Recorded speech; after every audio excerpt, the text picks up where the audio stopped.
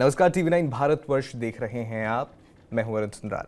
आज हमारे साथ स्टूडियो में बेहद खास मेहमान मौजूद हैं, प्रिया उपाध्याय जी, जो कि सेंट्रल केयर फाउंडेशन की संस्थापक और सीईओ भी हैं। सेंट्रल केयर फाउंडेशन, आपको बता दूं कि एक समर्पित हेल्थ केयर एनजीओ है जो कि सभी के लिए, जिन तक हेल्थ केयर की पहुंच आसान नहीं है उन तक हेल्थ केयर पहुंचाने का काम करता है। इसके अलावा खासकर महिलाओं और युवा लड़कियों में जिनमें कैंसर की अवेयरनेस नहीं है, कैंसर जो कि एक बहुत इस समय गंभीर बीमारी है, उसको लेकर अवेयरनेस फैलाने का काम हो, फिर चाहे वो किसी भी तरह का कैंसर हो, उसकी स्क्रीनिंग, अर्ली डिटेक्शन, इन सब मुद्दों पर ये जो एनजीओ है काम करता है। बहुत बहुत स्वागत आपका प्रिया जी, आपका टीवी9 भारतवर्ष पर। नमस्कार अरुण जी, कैसे हैं आप? एकदम बढ़िया। आपकी ये जो एनजीओ है, इसकी जर्नी में सबसे पहले जानना चाहूँगा, क्योंकि बहुत अच्छा काम, हज़ारों जो लोग हैं आपके इस काम से उनकी जीवन में सुधार आ रहा है, तो आपकी जर्नी सबसे पहले जानना चाहूँगा इस एनजीओ के ज़रिए। सर, जर्नी में मैं एक हेल्थ केयर सेक्टर से ही हूँ। मैंने मेडिसिन की पढ़ाई करी है, बी फार्मा, और मेरा जो बेसिकली मोटिव ये था कि हम लोगों तक जेन्युइन मेडिसिन पहुँचाएं।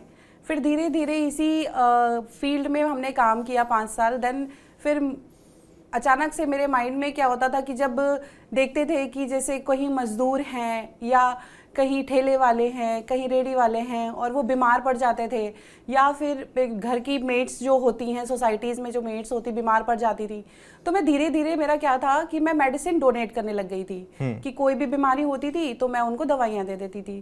तो धीरे धीरे ऐसे ही मेरा जो मतलब कि अंतर भावना थी वो निकलने लगी, और मुझे ऐसा लगा कि मैं ऐसे, अभी तो मैं बहुत कम लोगों की मदद कर पा रही हूँ, अगर मैं एक फाउंडेशन ओपन करती हूँ तो शायद मैं उससे कहीं ज़्यादा लोगों की मैं हेल्प कर पाऊँगी। तो ऐसे धीरे धीरे फिर मेरे हस्बैंड है, उन्होंने सजेस्ट किया कि क्यों ना तुम एक फाउंडेशन रन कर लो, स्टार्ट करो, जिससे क्या होता है कि अगर हम लीगली कोई काम करते हैं तो ज़्यादा अच्छा होता है।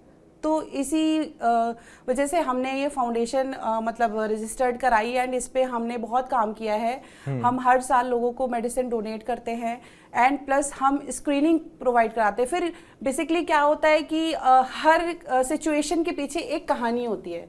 तो मेरी भी कहानी है कि कैंसर से हमारे परिवार में बहुत डेथ हुई, पहले भी और इससे पहले भी। तो ये हुआ कि इसको कैसे क्योर किया जा सकता है।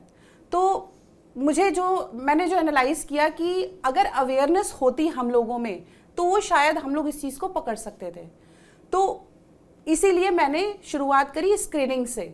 तो स्क्रीनिंग में जब हम कहीं भी कैंप लगाते हैं, तो जैसे फैक्ट्री हो गई या कोई सोसाइटी हो गई या कहीं रूरल एरिया हो गया, वहाँ पर जब हम कैंप लगाते हैं तो लोगों के अंदर पहले ही डर हो जाता है, कि खौफ हो जाता है कि कैंसर की स्क्रीनिंग हो रही है और हमने अगर स्क्रीनिंग कराई तो कैंसर निकल जाएगा।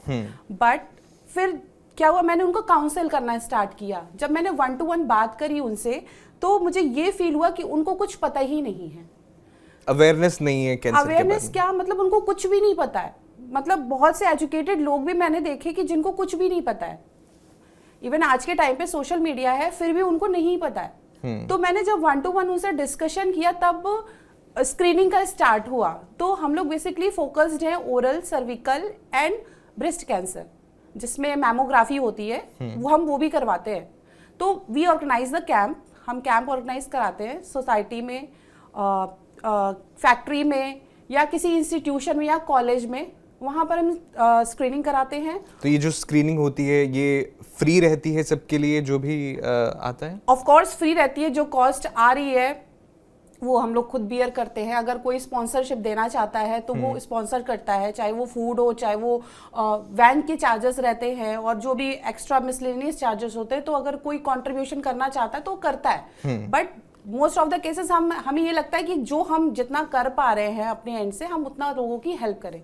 तो अभी तक मैंने 3000 लोगों की स्क्रीनिंग कर ली है, और मेरा जो मोटिव है वो आगे और नंबर्स में बहुत ज़्यादा बढ़ रहा है, कि मैं चाह रही हूँ कि मैं ज़्यादा से ज़्यादा लोगों की स्क्रीनिंग करूँ और लोगों की हेल्प करूँ। बिल्कुल। आप कोविड काल से लगातार ये काम कर रही हैं एनजीओ के साथ। आपने बताया कि कितने हज़ारों लोग जो हैं अभी तक उनकी स्क्रीनिंग हो चुकी है। कोई ऐसी कहानी होती है ना कि वो छाप छोड़ जाती है, कुछ ऐसी कहानी आप कुछ शेयर करना चाहें हमारे दर्शकों के साथ कि हाँ इस व्यक्ति की स्क्रीनिंग हुई और फ़ायदा हुआ, और किस तरह से अवेयरनेस आपने दी? मेरा सेकेंड कैंप था, तब मैंने एक स्कूल में स्क्रीनिंग कराई थी और उसमें एक लेडी को ब्रेस्ट कैंसर निकला था। तो वो बहुत ही घबरा गई थी। जैसे रिपोर्ट मेरे पास आई, हम कभी भी नहीं एक्सपेक्ट करते कि किसी का कैंसर डिटेक्ट हो, बट उस लेडी का डिटेक्ट हुआ था। अराउंड वो 45 इयर्स की रही होंगी। तो हमने उनका जो है जैसे ही हमें पता लगा कि उनका मतलब कि कैंसर डिटेक्ट हो गया है, तो हमने उनसे डायरेक्टली कनेक्ट किया, उनकी थोड़ी सी काउंसलिंग करी, काम किया उनको। देन हमने हॉस्पिटल उनको रिकमेंड किया और वहाँ पे हमने उनका ट्रीटमेंट स्टार्ट कराया। जो गवर्नमेंट की जो स्कीम्स चलती हैं उनको ऐड करके उनका ट्रीटमेंट हो गया और वो ठीक है, सुरक्षित है। ये तो बहुत अच्छी बात हुई प्रिया जी, क्योंकि देखिए मैं जहाँ तक समझ पा रहा हूँ ये एनजीओ एक ब्रिज की तरह काम कर रहा है। सबसे पहले तो आप अर्ली स्क्रीनिंग पर आपका फोकस रहता है, उसके बाद बाय चांस अगर दुर्भाग्य से किसी का कैंसर डिटेक्ट हो भी जाता है तो आप एज अ ब्रिज काम करते हो कि कितनी सरकारी मदद या दूसरी जगहों से मदद उस पेशेंट को दी जा सके ताकि वो कैंसर का उपचार करवा ले। बिल्कुल बिल्कुल। और इसमें क्या होता है कि जो बीपीएल कैटेगरी के होते हैं, मतलब जो जिनकी इनकम बिलो पॉवर्टी लाइन होती है, तो उनको भी नहीं पता होता कि कैसे सरकार हमारी मदद कर रही है। इवन जो आयुष्मान कार्ड भी सरकार ने इतना मतलब अच्छा काम किया है, बट उनको वो भी नहीं पता है कि कैसे बनना होता है। तो हम उसमें भी हेल्प उनकी करवाते हैं कि आप इस तरीके से अपना कार्ड बनवा सकते हो और इस तरीके से आप अपना ट्रीटमेंट करवा सकते हो। और फॉर एग्जाम्पल अगर जैसे ट्रीटमेंट में कैंसर है तो बहुत महंगी मेडिसिन आती हैं, बहुत मतलब ओवर प्राइस्ड रहती हैं। तो उसमें हम उनकी एक ये हेल्प कर देते हैं कि मार्जिन फ्री मेडिसिन मिलती है उनको, प्लस दूसरा ये कि अगर कोई स्पॉन्सर करने वाला होता है हम उसे स्पॉन्सर भी करवा देते हैं। और अभी करेंटली एक लेडी है जिनका ब्रेस्ट कैंसर डिटेक्ट हुआ है और उनकी हम मेडिसिन जो है एकदम मार्जिन फ्री उनको मेडिसिन प्रोवाइड करा रहे हैं। अच्छा, कैंसर जैसी गंभीर बीमारी में अर्ली डिटेक्शन कितना ज़रूरी आज के समय में हो जाता है? बहुत इंपॉर्टेंट है, क्योंकि कैंसर किसी को बता के नहीं आता है। हमारी लाइफस्टाइल ऐसी हो गई है, एनवायरनमेंट इतना पॉल्यूटेड हो चुका है, कुछ भी शुद्ध नहीं है। पहले के टाइम पे क्या होता था, लोग काम करते थे और शुद्ध खाना खाते थे। अब आज की लाइफ क्या है कि सेडेंटरी लाइफ हो चुकी है, सब में मिलावट हो गई है। और दूसरा हम बैठ के सारा काम करते हैं, वर्क फ्रॉम होम है या फिर ऑफिस वर्क है, तो हमारा बॉडी का जो लेबर था वो बहुत कम हो गया है। तो जिस वजह से क्या होता है, हार्मोनल चेंजेस हो जाते हैं। तो इसमें क्या हो रहा है कि हमारी बॉडी जिस हिसाब से काम करती थी अब नहीं करती है। ठीक है। तो जिस वजह से बहुत सारे चेंजेस होते हैं एंड फिर धीरे धीरे लाइफ एकदम स्पॉइल हो जाती है और फिर वो निकल जाता है कैंसर जी। तो प्रॉब्लम सबसे ज्यादा यही आ रही है। तो इसको क्योर करने के लिए सबसे अच्छा तरीका है, जो भी मतलब फीमेल है, फॉर एग्जांपल 25 इयर्स फीमेल है जो कि सेक्सुअली एक्टिव है, तो उसको अपना पैप स्मीयर टेस्ट जरूर कराना चाहिए अराउंड 2 इयर्स पे। तो क्या होता है, जो एचपीवी वायरस होता है ना वो डिटेक्ट हो जाता है, अगर होगा तो, नहीं होता है तो इट्स ओके। बट हमें अराउंड 2 to 3 इयर्स में हमें अपने चेकअप्स कराने चाहिए। अर्ली डिटेक्शन के लिए इस तरह के चेकअप्स बहुत ज़रूरी होते हैं, और इन चेकअप्स को कराने में खासकर उन लोगों को जो कि इस तरह के महंगे हेल्थ केयर को अफोर्ड नहीं कर सकते, वो आपका एनजीओ जो है उसमें एक ब्रिज की तरह काम करता है। तो आपके एनजीओ की ही अगर मैं बात करूँ तो सेंट्रल केयर फाउंडेशन के लिए आपका आगे का प्लान क्या है?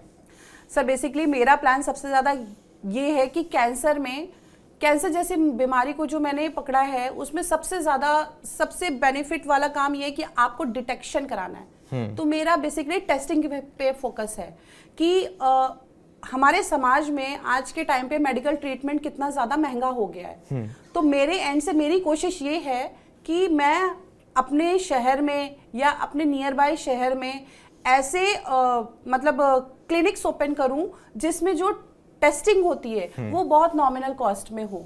फॉर एग्जाम्पल जैसे पैप स्मीयर है, अगर आप किसी भी प्राइवेट हॉस्पिटल में जाते हो तो 3 to 4,000 की एक टेस्टिंग होती है।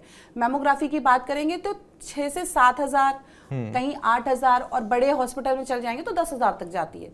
तो मेरे एंड से मेरी कोशिश ये है कि मैं अपनी जनता को, मैं अपने मतलब भारत के नागरिकों को मैं ये जो टेस्टिंग है वो मैं बहुत नॉमिनल कॉस्ट में कराऊं। बिल्कुल, बहुत अच्छा इनिशिएटिव है और आज के समय में बहुत ज़रूरी भी हो जाता है। जिस तरह से आपने भी जिक्र किया, एक सेडेंट्री लाइफस्टाइल हो चुका है और कभी कभार पता भी नहीं चलता कि इतनी गंभीर बीमारी से कोई ग्रस्त भी हो सकता है।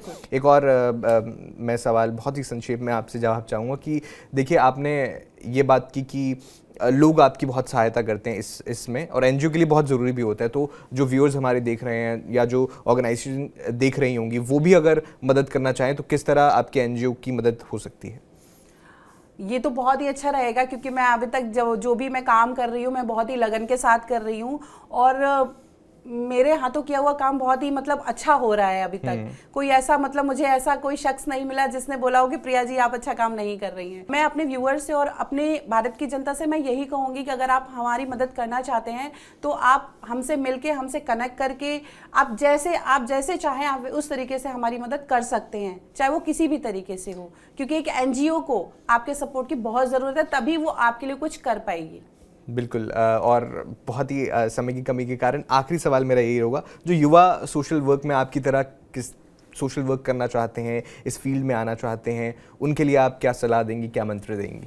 मैं अपने नई युवा पीढ़ी के लिए मैं यही बोलूँगी कि आपको अगर हमसे कनेक्ट होना है तो आप एज अ वॉलंटियर आप हमारे साथ कनेक्ट हो सकते हैं। जब हम कैंप करते हैं तो हमें वॉलंटियर्स की ज़रूरत पड़ती है, जिसमें बहुत सारे लोग आके पार्टिसिपेशन करते हैं, और मेरी रिक्वेस्ट यही रहेगी सबसे कि आप सभी आएँ और मुझसे डायरेक्टली कनेक्ट कर सकते हैं।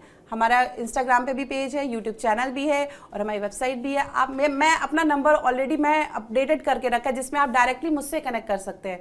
तो ये बहुत अच्छी चीज़ रहेगी कि आप हमसे जुड़ें और हम ज़्यादा से ज़्यादा अपने नागरिकों की सहायता कर सकें। बहुत बहुत शुक्रिया प्रिया जी, आपने हमारे दर्शकों के साथ बहुत ही अहम जानकारी साझा की, जो कि बहुत ज़रूरी है। अर्ली डिटेक्शन और कैंसर खास तौर पर भारत में एक बढ़ती बीमारी है, और बहुत मुझे लगता है कि इस पर काम करने की ज़रूरत है, और आप जो एनजीओ के साथ ये कर रही हैं बहुत अच्छा काम है, और मुझे लगता है कि ये करते रहना चाहिए। तो बहुत बहुत धन्यवाद आपका हमारे साथ जुड़ने के लिए। थैंक यू सो मच आपका अरुण जी, जो आपने हमें इनवाइट किया, और TV9 का बहुत बहुत धन्यवाद। जय हिंद। आपने सुना प्रिया उपाध्याय जी, जो कि एनजीओ चलाती हैं और बहुत अच्छा काम कर रही हैं कैंसर के जो पेशेंट्स हैं अर्ली डिटेक्शन में, और उन सभी लोगों की मदद करने में जो कि इस तरह के महंगे इलाज, उपचार या जो टेस्टिंग है उसे अफोर्ड नहीं कर सकते। अगर आप भी मदद करना चाहते हैं तो आपको डिटेल्स दे दी जाएंगी। तो आपका इस पूरे वीडियो पर, पूरे बातचीत पर क्या कहना है? कोई सवाल हो, कोई विचार हो, हमें कमेंट बॉक्स में ज़रूर बताइएगा। बाकी खबरों के लिए आप देखते रहिए TV9 भारतवर्ष।